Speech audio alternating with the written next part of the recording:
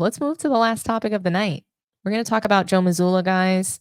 I don't know if you've been paying attention to uh, the Celtics and just like how well they've been playing, but they've been playing pretty well as of late. And obviously, they're coming off of defending the title, right? So Celtics have been playing really well to start the season. I know they just lost a game, but they were 4-0. And yeah, I mean, Joe Mazzulla is a tough coach. He believes in toughness, physical toughness specifically. And this topic is exciting for me because it brought me back to a time when I fell in love with basketball. It brings me back to 80s, 90s, and early 2000s basketball where the sport was so competitive. You know, guys, like, sport was so competitive during that time. Players had a fire like nothing I've seen in today's league. Back then, they made up stories to motivate themselves. And like I said, Joe Mazzulla, coach of championship team Boston Celtics from last season, he's looking to repeat this year. He had something to say about the league's lack of physicality and what he thinks they can do to improve. So we'll listen to his interview and then we'll react.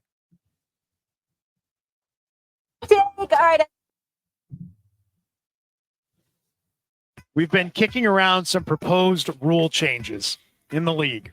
I love this. What do you got? You have some proposals? Come on. Yeah, like basketball is one of the only sports that doesn't have a power play. And I think soccer just put in the blue card where a guy has to go off and it's 10-on-9. And so, like, we should have a power play where, like, because let's say you get a technical or let's say you get a take foul, you get the one shot, but you're not really rewarded for that because if you miss it, you don't get the reward for the take foul. You know what I mean? So there should be like a power play where on a take foul, on a technical, you have to play 5-on-4 for 5 seconds or 3 passes. Or charge. Or what about for an entire possession? What if for the entire possession it's 5-on-4? Yeah. I mean, that might be a little extreme, but I think we should institute power plays where instead of taking the ball out on the side, you commit a foul, the guy goes to the other side of half court, and he can't leave the half court circle until like 3 seconds. Oh, I love this. The biggest thing that we rob people of from an entertainment standpoint is you can't fight anymore. We should just bring back like fighting. I mean, I'm not against that. I'm not against those days in the NBA. What's more, I mean, you want to talk about robbing the league of entertainment. What's more entertaining than a little scuffle? I agree. Well, there's no fear of guys. You get to go to a baseball game, and how come in baseball they're allowed to throw the benches? How come in hockey they're allowed to? I don't understand. Like hockey, don't tell me actually let them go for a while. How about just hard fouls in the sport? I mean, even if it doesn't rise to the level of fighting, you don't have the hard fouls anymore. You don't have the fear of going inside. You don't have the fear of some of the other of the opponents. Yeah. And every time someone gets clubbed, you don't have to go to the monitor to see if like a misdemeanor's been committed. Oh, I love it, Joe. That's be great. Yeah, I mean, by the time we're done with this conversation, we're going to have Brazilian Jiu-Jitsu right on Lucky the Leprechaun. I just don't get why some sports are allowed to clear the benches. They have bats and weapons. We don't. We just have a ball. It's fair. Yeah. Joe. Yeah. I mean, the other sport has like one of the hardest surface playing instruments and a puck and sticks. And yet we're not allowed to throw it down a little bit. Look, I don't know if I want to see fights, I'll be honest, but I like the idea of a power play. It sounds good, but Grape Tea News pretty much said it best. Power play in the NBA is insane. They already don't play defense, so there's no need for a power play. You pretty much took the words out of my mouth. I do think that it's cool. It's kind of cool to play 5-on-4 for 5 seconds. I thought his ideas were cool. I think fighting in the league and scuffles can turn super dirty. And I'd hate to see some of the best players injured because they were fighting. But, towards the end of the interview, they brought it up. They were just like, I'm okay with hard fouls and having the fear of going inside. Joe Mazzulla is funny. He wants toughness back in the league. I mean, and it says it all to me as to why the Celtics started off the season so well, 4-0, and why they are the defending champs. They're looking to repeat this season, and things like this, it shows me that they're driving a culture of physical toughness and mental toughness. They have a good coach, and he's going to push them to do what it takes. I mean, as you can see in my little pictures above the lineup, does anybody remember Malice in the Palace? That was crazy. I don't really want to see that. I don't want that to happen. I think that was a moment in time, and I don't know. I think it was sort of exhilarating, but I don't really want to see violence. Basketball is not football. I think, when you have a moment where, you cut it up real quick. Remember when Kobe got punched in the throat by Chris Childs, and, just moments like that, I think are different, right? I'm not sure that I want to see the NBA carve out special time for fighting. Like what I imagine is hockey. I don't like that. And, watching hockey, I think it's great in that sport. That's what I've been so used to, but I would just like to see some plain old defense. Like get out there, defend, bring the hand check back. Forget power play. Let's bring the hand check back. Let's hold players today accountable to some of the same physicality that used to exist. But yeah, me personally, I don't know that I want to see fights. What do you guys think? Should the NBA bring back physical defense to the league? I'll read some comments on this, and I'll take one phone call on this topic before we wrap up.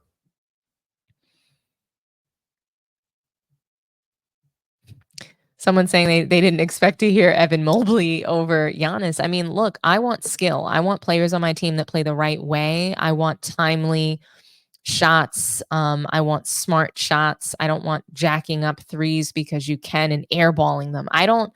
For me, there was a time when I played basketball, if I shot an air ball, I was pulled out of the game and I'm sitting on the bench. So air balls for me growing up, those things weren't allowed. You weren't allowed to shoot air balls. You definitely weren't allowed to shoot air balls from the free throw line. That wasn't rewarded with staying on the court. So these are the things in Giannis's game that I have an issue with.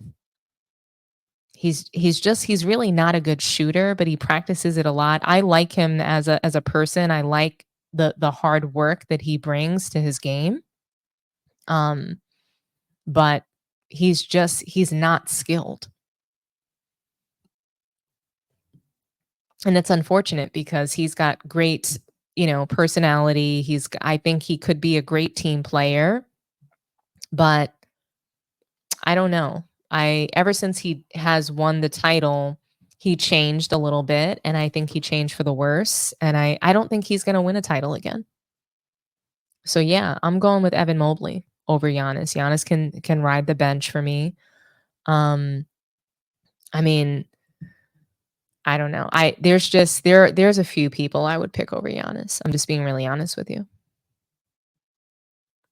So I'll read some more comments and then we'll I'll open up the phone lines. So let's see, what do you guys have to say?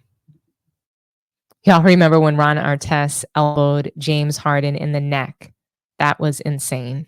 Yes, I do. First of all, he didn't elbow in the neck. You know what he did? He clotheslined him. It was crazy.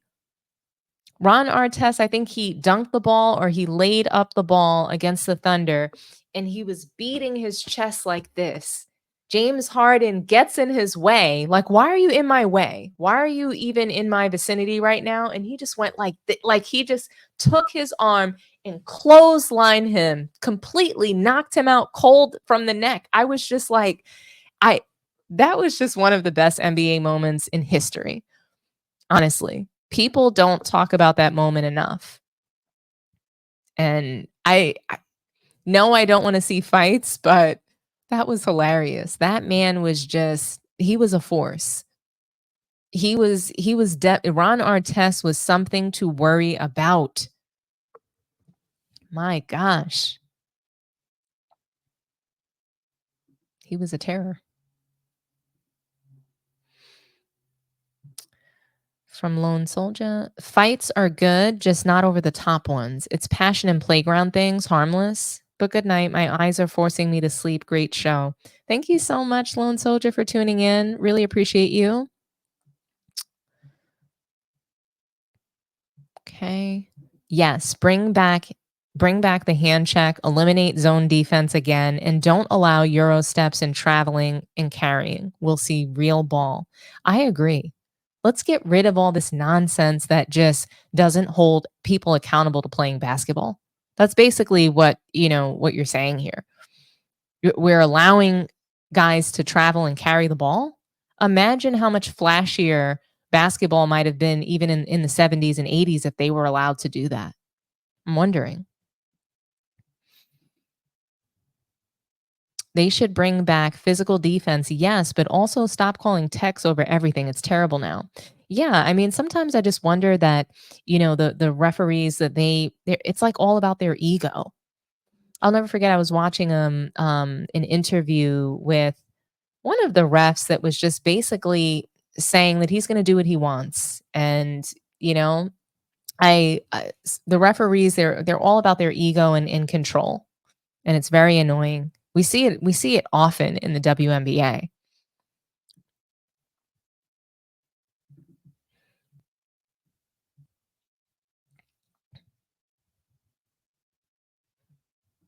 Well, it looks like we do have a caller.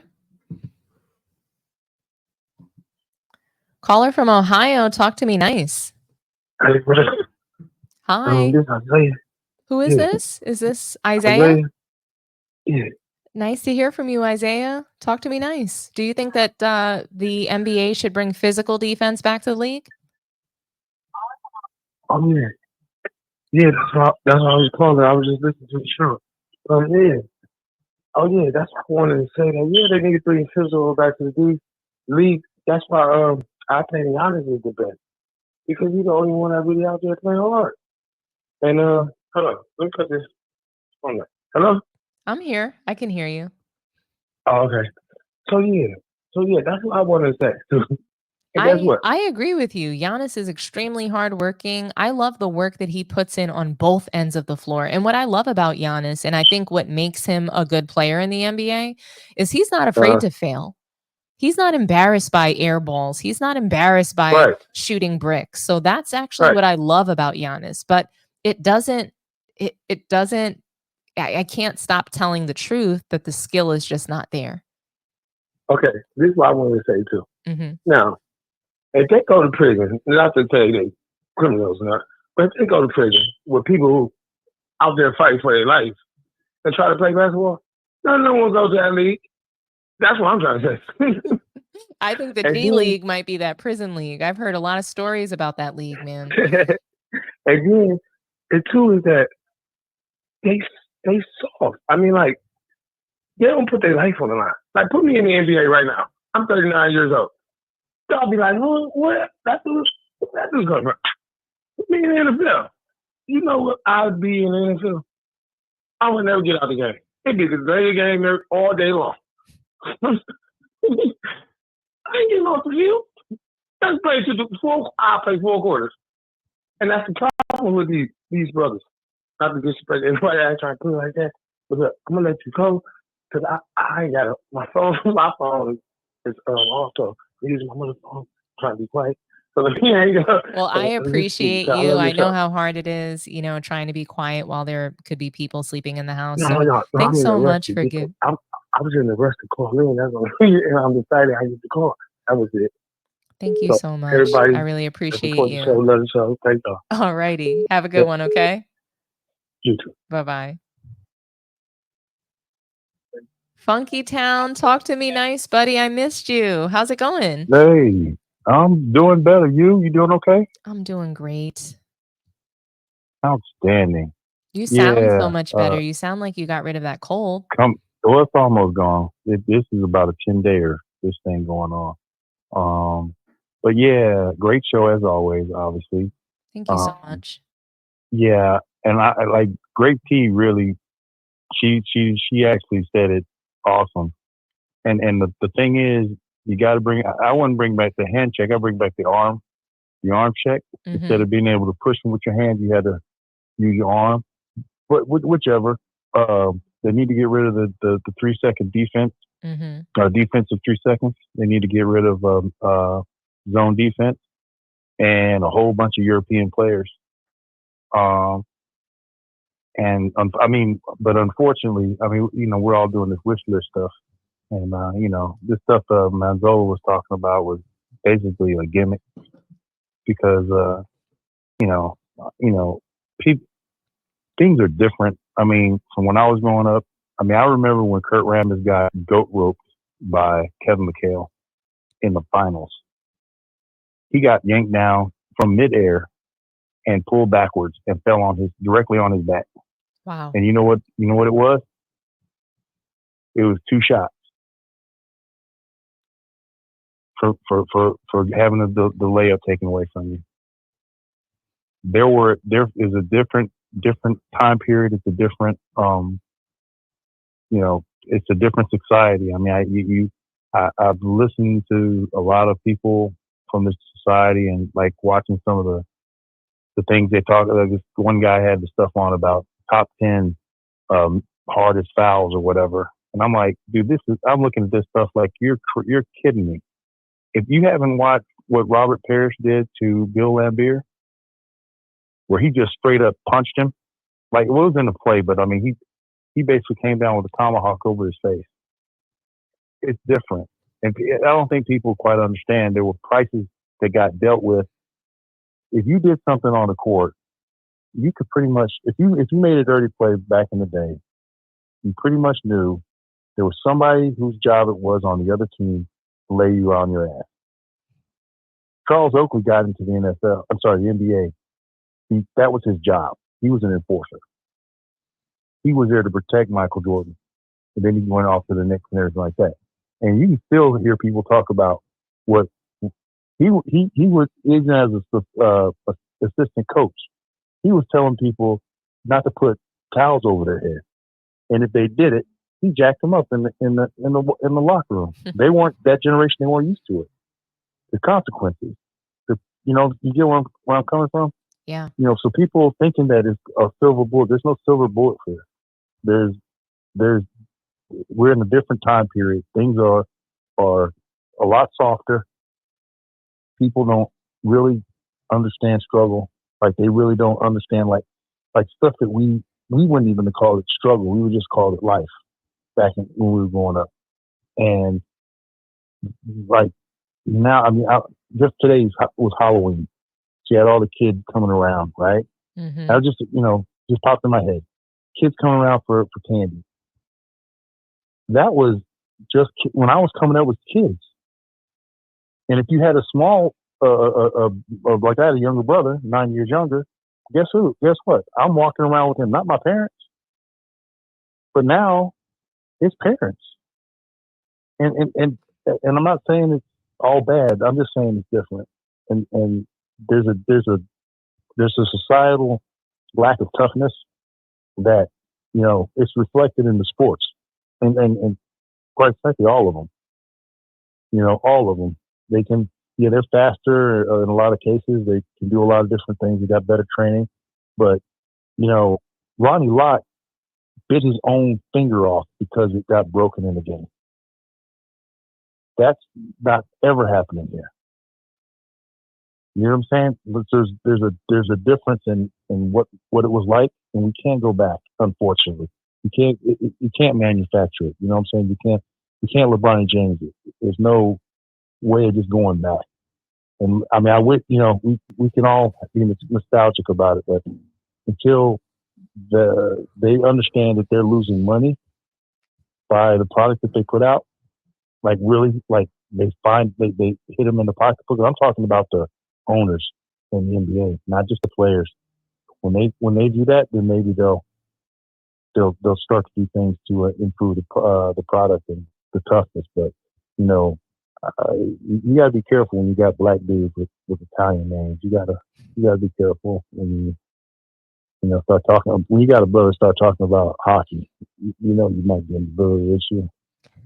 You know what I mean? And I speak Italian, so I'm not even trying to be funny about it. I'm just saying, I got a grandbaby in Italy. I'm not even, you know what I'm saying? I'm just saying there's a difference.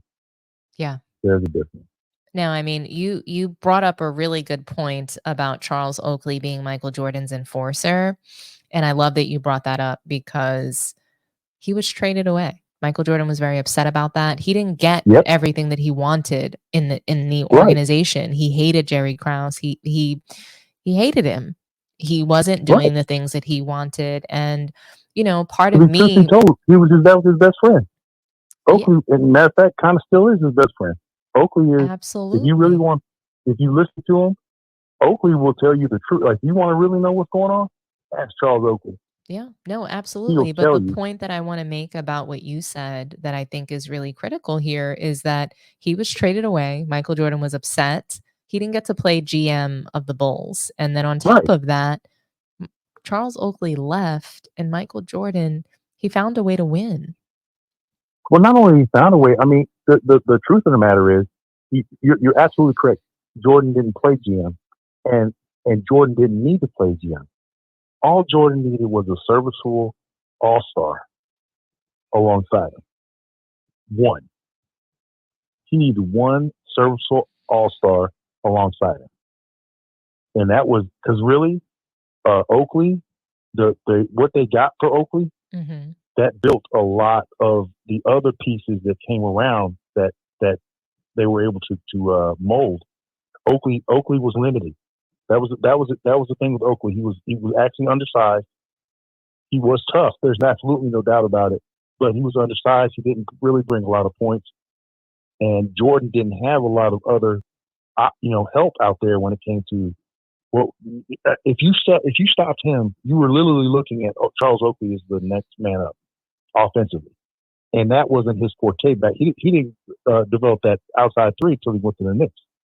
He was a great enforcer, defensive guy. That was his thing. The problem was that, I mean, I shouldn't say problem, as you stated, Jordan needed one person to step up. That perfect person happened to be Scottie Pippen, who was a Swiss Army knife. And I'm a huge Pippen fan, because that dude, when he got out on the perimeter, you were in trouble. If it was deep, you were in trouble. Whoever they put him on, they're in trouble. You can't outrun him. You can't outjump him. You can't get around him. He's fast. He can handle the ball, all that stuff. Once he got tough enough and he was able to get it rolling, that's all Jordan ever needed. Yeah, he made himself tougher. He didn't talk about he didn't keep coming out and saying I need. We don't have enough of this. We don't have enough of that. So he has a Breakfast Club. We're just in different times where players feel entitled. They not only feel entitled to the millions of dollars that they're making, but they feel entitled to be able to orchestrate and manufacture teams in the way that, might not even be best for the actual team and ball club and something that puts you in position to win titles. They just want to manufacture and orchestrate to their liking, to whatever it is that they think is going to make them comfortable. The Breakfast Club. He brought those people. A lot of people don't know that he had people show up at his house. Wow. To play, to train. Yeah. With Grover. He wanted people to get tougher. He wanted people to get stronger. He wanted the Bulls team to get over the hump of the Pistons. And, it's doing what it takes to win. And it's a mental toughness. I think it's a mental workout to be able to, will yourself to certain situations. Right. So, right. And if you get a chance,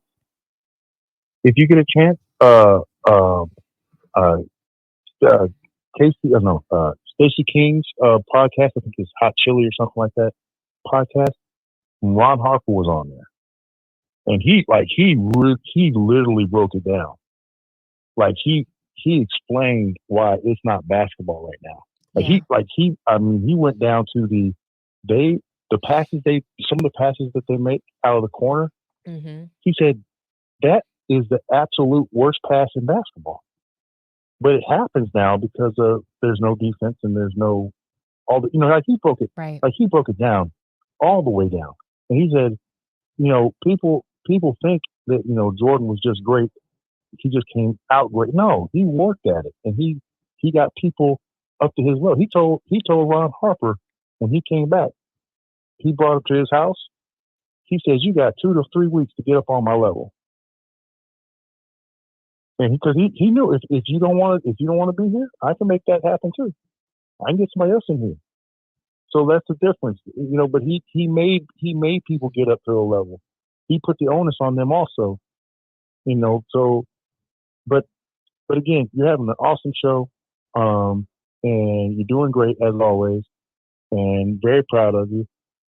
Keep it up, and like I said, your insight, your experience that you bring is an awesome thing, and you keep on trusting, you keep on doing that, okay? Thank you so much, Funky Town. It's always a pleasure to hear from you. There is no real better way for me to end the show than with a call like this. So thank you so much for coming in and talking to me nice. All right, you have a good one, dear. You too. Have a good night. All Thanks right. so much. Good night. Bye-bye. Mhm. Okay, guys, I'll read some comments and then we'll close out, okay? People really aren't staying for the sideshow. That's why some of us are leaning into the W more and more. Yeah, I just hope that they are not about to change the WNBA for Caitlin Clark in order to help her shine and help her get to the finals and win titles. I hope that they are able to keep what makes their league so special, and that's them playing on both sides of the floor and really being just staunch competitors. I love it. Kevin Dorsey, ugly ball, while effective as it might be, is still at the end of the day an ugly, unappealing brand of basketball. I'm not really sure what that means. I don't know if ugly ball is hyper defensive or if it's no defense, because for me, basketball today looks ugly. With the three-point shooting stretching the floor so wide, it would be impossible to play physical defense like in the past, but the league has allowed a little more physicality lately, calling less fouls. So I think that with more physicality, we won't see as many threes, especially if they were to bring the arm, being able to hand check with your arm or your hand. You're able to guide players in a certain direction. They're not going to be able to pull up from the logo or half court and hit a three on you, because your body is on them. You're leaning on them. It's no way.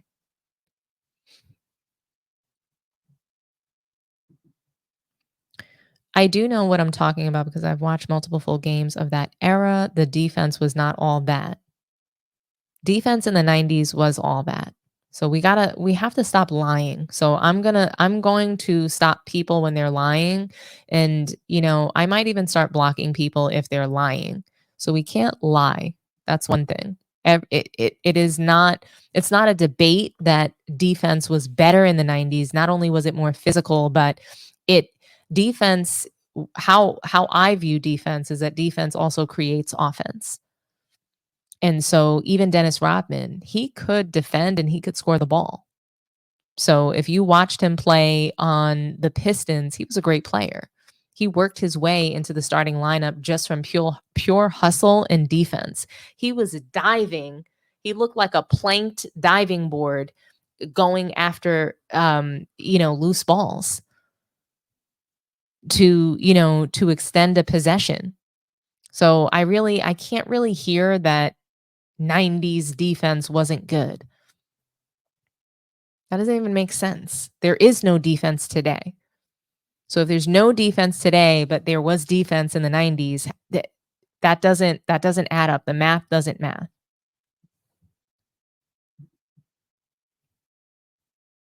Even though one would say Embiid has more skill, I would still take Giannis over him because of the intangibles. So I would take Giannis over Embiid because Embiid is not even available. And he's never in shape. So I don't want Embiid. He doesn't have the athleticism that Giannis has. He doesn't have the ability to play a full season. He doesn't have the ability to make it through the postseason. So I don't want Embiid over Giannis at any point. But I would take Jokic over Giannis, and he can't even jump, run, or dunk the ball. But I'm going to take him over Giannis. I'd also, and Grape Tea News said it best. She said that Olajuwon would annihilate Giannis. He absolutely would.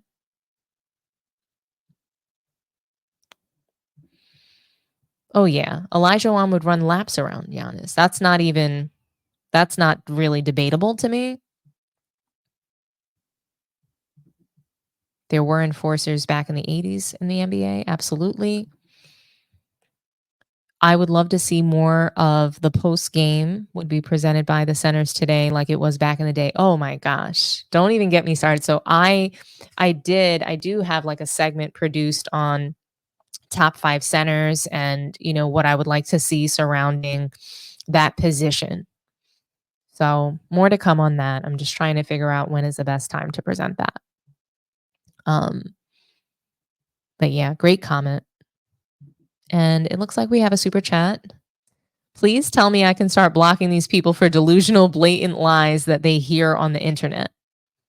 Oh, T-Bert, I do want everybody's voice to be heard. So let's, I don't want to block people just yet. I want to first give a warning that we cannot lie. We cannot spread misinformation on this channel.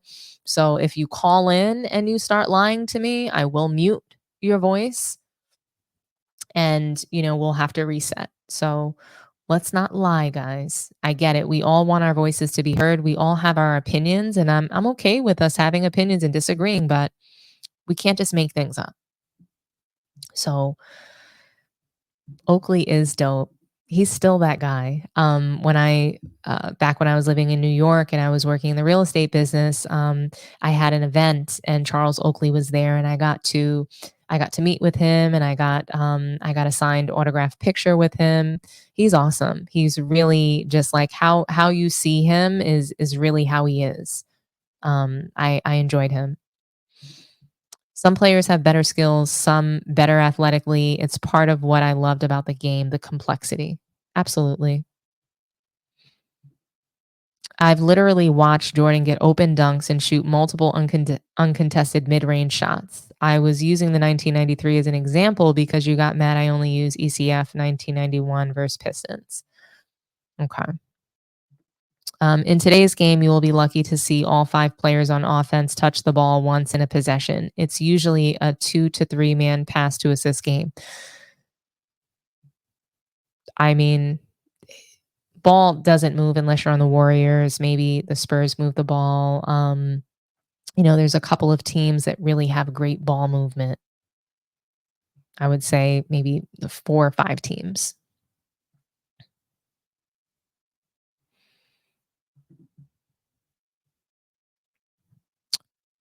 As I said before, MJ had Horace Grant before Rodman. He wasn't as good as Rodman on the boards, but he starred in his role and was an important piece to the team. Absolutely. I agree. Looks like we have another super chat from Jeffrey. Thank you so much, Jeffrey. Funky Town's my guy. What else do we have here? The Celtics are perfect. They allowed their core to develop. They weren't constantly trying to buy new pieces, and they are continuously successful. I agree. They make slight little tweaks, slight little adjustments. Not only are they a good organization, they're just, they've got great players on that team. They're really, to me, they were able to move so quickly past the noise of Ime Udoka. They just quickly retooled their organization and, figured out how to get past all that scandal. And I'm really proud of the Celtics from top to bottom. Now we see what is it, Peyton Pritchard is doing. He spent years on the bench just kind of trying to work his way into playing time and getting some meaningful minutes on the floor. And I'll never forget when Marcus Smart, who I also call Marcus Dumb, he came out and he was just like, yeah, Peyton's going to have a hard time getting on the floor because there's just so many good players on this team.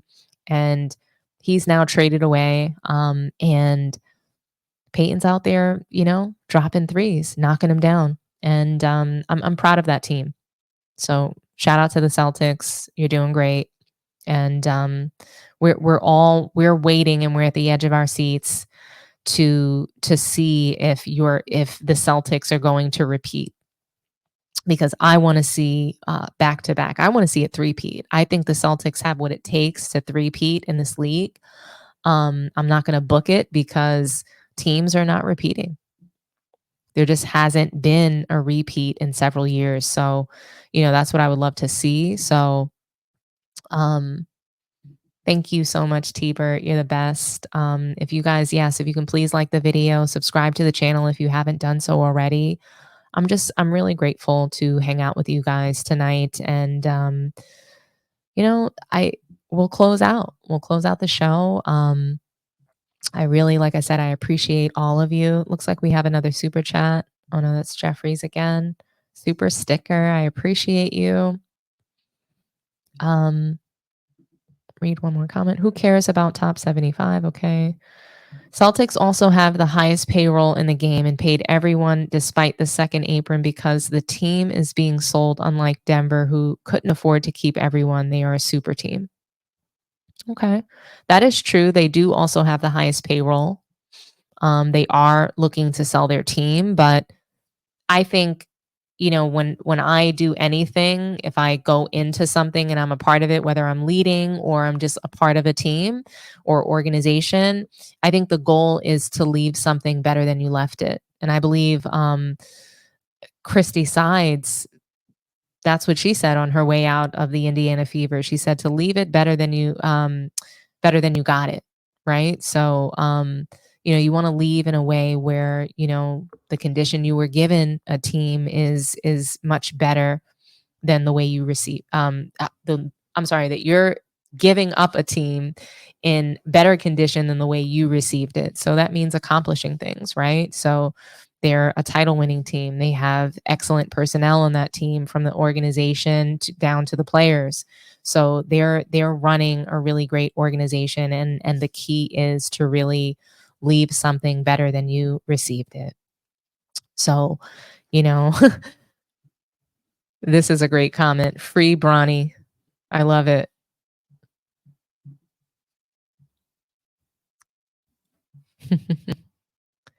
Alrighty, guys. Thank you so much for joining me. Like I said, like the video, like, subscribe to the channel, please. I really appreciate all of the support, and thanks for the late night hangout with me. I will see you guys tomorrow. I'll be on Man Down Sports at 4:30 p.m. So please tune in, and please, everyone, have a good night or a good morning. Please enjoy the rest of your day. And thank you all. Bye-bye.